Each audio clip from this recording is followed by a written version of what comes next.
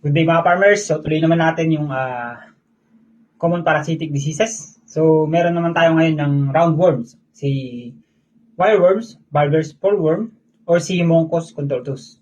Ito naman yung isa sa pinaka common na nagiging cause ng dahilan ng pagkamatay ng kambing, ng tupa, usually pag nasabayan siya ng pneumonia. Yung adult nito, nakatira siya or nagdilib siya sa abomasum.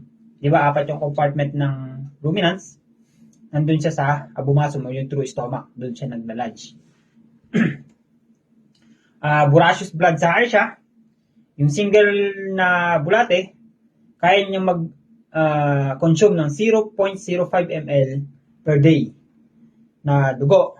So, kung meron kang 1,000 bulate, kayang-kaya nilang makaubos ng 50 ml na blood per day. Eh, ang 30 kilos mo na kambing, nasa 2,000 ml lang yung blood na meron sa kanila. Because 70-80% ng katawan, fluids. So, in just 1 month, kayang ubusin ng 1,000 bulate yung dugo ng kambing nyo. So, dun pa lang, maaari na silang mamatay. Ganun siya katindi. Meron silang lancet that allow yung bleeding ng animal. Sinisira nila yung lining ng abomasum. Then, yung prolific na worms, kaya niyang mag-lay o mangitlog ng 5,000 eggs per day.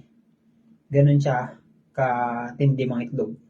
Ganun sila karami mga itlog. Sila muna mga farmers. Tuloy natin yung ibang life cycle nito and other topics about dito. God bless.